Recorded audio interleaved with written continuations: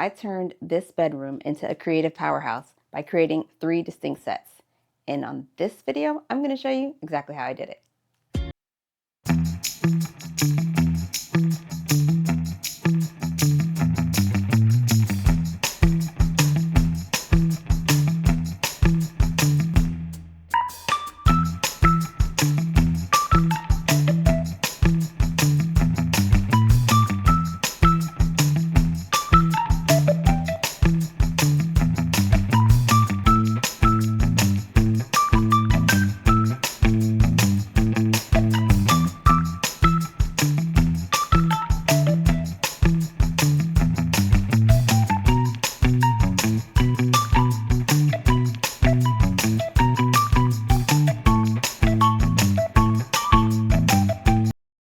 Okay, so this is about as wide as an angle that I could get of the whole set. The way we're facing is behind me is the equipment, in front of me is the couch, and then to this side, which is my right, your left, is the desk area, and then right behind me is the guest area.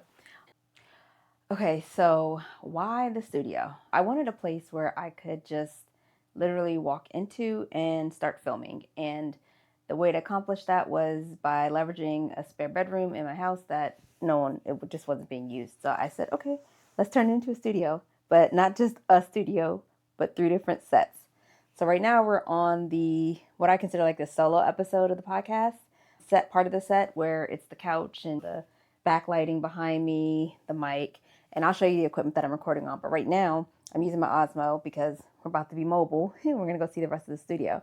But the intent was really to provide a dynamic environment where I can sit down and record, whether it's through inspiration, something I just want to talk about, or just come on here and have just a conversation.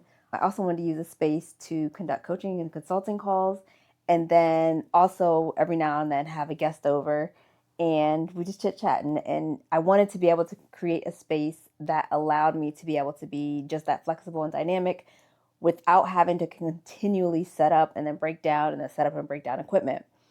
So I landed on turning this bedroom into 3 sets. So like I said, this is a set where the podcast actually happens for solo episodes. But then I also leverage the guest set, and I'm going to take you with me so that we can actually see what the guest set looks like. All right, so I'm going to have a nice little seat here on the guest set. So this side, this is the guest set of the podcast, and not just podcasts, but also just recording content, but I also use it for solos.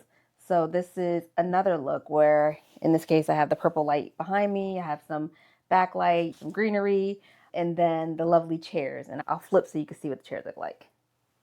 So that's the one, and then its partner chair is the one that I'm sitting in.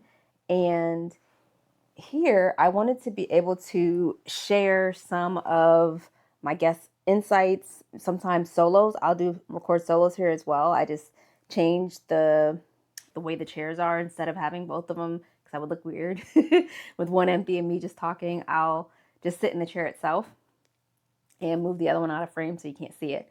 And so here I get to have more conversations and share with you just different things. And then the other element of the studio that I wanted to incorporate was a place where I could do coaching and consulting calls. Now I have to flip lighting so that it's not going to be like a complete cave when I show you what it looks like. So hang tight.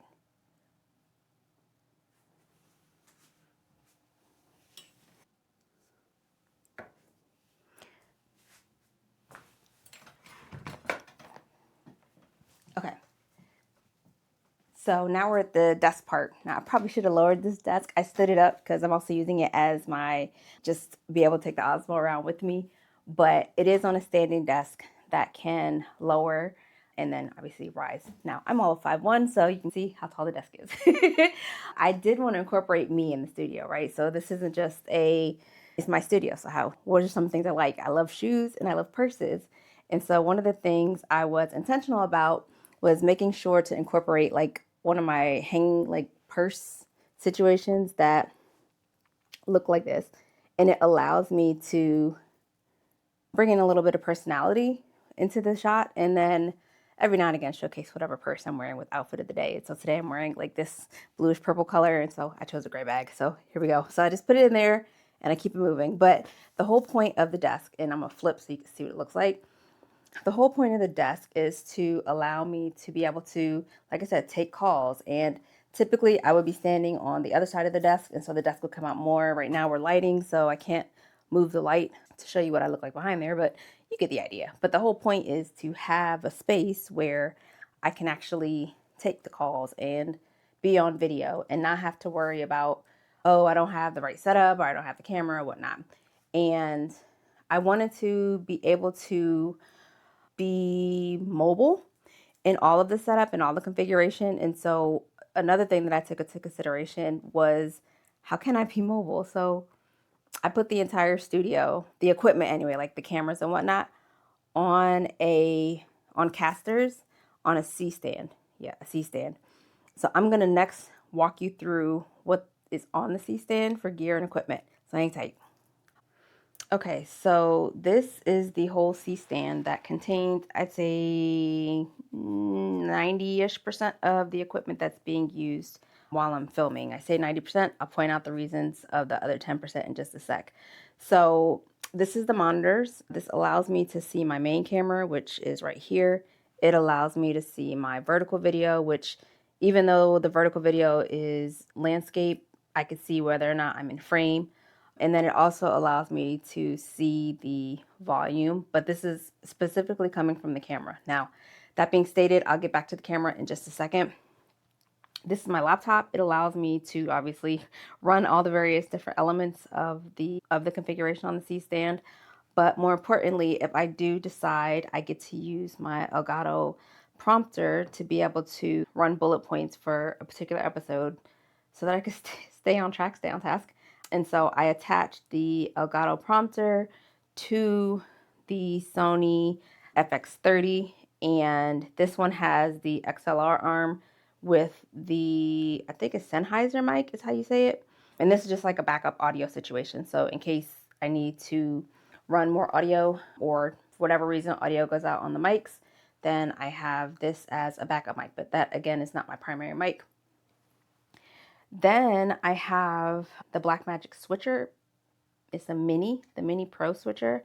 And that allows me to, when I'm actually live or coaching or consulting, it allows me to switch camera views if I want to. By just pushing a button, it'll switch. So let me, look, I'll show you real quick. Bow, bow, bow. Hello. And so I have the switcher for that. And of course it could do other things like fade to black and cut and all that fun stuff. But so this is hooked up, and my mic feed comes through here.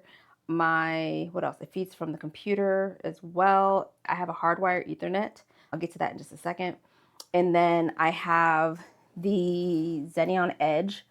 I have not yet configured it. I haven't gotten to really play with it yet, but the intent would be I would have a countdown timer along with widgets to control my lights. Now, all of this is on casters. So I got the newer C-stand and I bought the wheels so that I can slide and move it. And so this configuration right here on the C-stand allows me to be able to literally just grab it by this little foam grip. Actually, let me go this way so I don't mess something up. And once I unlock the wheels, right now they're locked, I'd be able to push and move it around or rotate it, like for instance, over to the desk area when I want to do coaching and consulting. So then my other, I said 90% is on the C-stand, is because I have the Rode Duo caster, and this is where the mics feed into. So I have two mics, and they're back here, and there's a couple other cords. This is also hardwired with Ethernet, and it allows me to control. It's somewhat picking me up on mic 1 because I'm close to it, but it allows me to control and monitor to make sure I don't go on the red, because I know I laugh a lot and sometimes I spike into the red. And so just being aware of what my audio looks like while I'm still filming here is helpful. Now I'm gonna keep going. So the next element in all of this is my mics. Shout out to Mic Plates. They have these custom plates that you could put on the bottom of your mics. So I got the She Built Success logo on there. And yeah, that's just some of the equipment. actually majority of the equipment that I have in the studio. I did not mention my second camera, so let me flip real quick so you can see. So my second camera is the one that captures the verticals. Same camera body. It's the Sony FX30, and the lens on this one is Crappers. I think it's a 16 millimeter. No, I'm wrong. This is the 30 millimeters on this one. The 16's on my main. Those are the lenses that are on the cameras. Okay, so other elements that went into the studio and the fact that it has 3 sets. So I showed you 3 sets. I showed you the couch set, I showed you the desk, and then I showed you the kind of guest area. There is a 4th wall. Obviously, it's a room, so there are 4 walls, but it's more so like our printer and stuff's on there. So that wall won't really be displayed. It is holding a light. This one is the Amaran Verge Max light that is lighting right here and pushing over here to the guest area. So I did want to show a couple of bonuses that came with the room, so to speak, or that was intentional in building in the room. So hang tight, I'm going to show it to you. All right, flip you. Okay, so one thing I was intentional with these blackout curtains is to not only control light, but to provide some uniformity. So the blackout curtain that you see here and the blackout curtain that you see over here are actually covering doors. And one of the things I wanted to keep or maintain, as you can see, ta-da, it's a door, is my aviation space. So I am a student pilot, and so what we did was just basically set up my configuration in here so that I can come in here and do my flight sims and be able to still study, because yeah, that's a thing. So still want to keep my hobby, and so that is what this closet, it was a closet, is now turned into. So offset, when we're on set, it just looks like something closed with curtains, because the blackout curtains cover the fact that this is a door. And that was one of the things I was intentional about. And then the other one was also with the bathroom. I wanted to make sure that, which is what this next door is, I want to make sure again that there is like a seamless look on this particular wall. And because there were 2 sets of doors, I wanted to make sure that I accounted for it. And so in this case, lovely bathroom, and yeah, just nothing too crazy. I probably should turn on a light, huh? Ta-da! But yeah, so that's it. Those are the different components of the studio. Okay, so I'm curious, what part of the set is your favorite? Is it the equipment? Is it the solos area? Is it the guest area that's behind me? Or the desk area? And how would you incorporate creativity in your own content? Leave in the comments below your favorite part of the tour, and I'll be sure to respond back. All right, bye.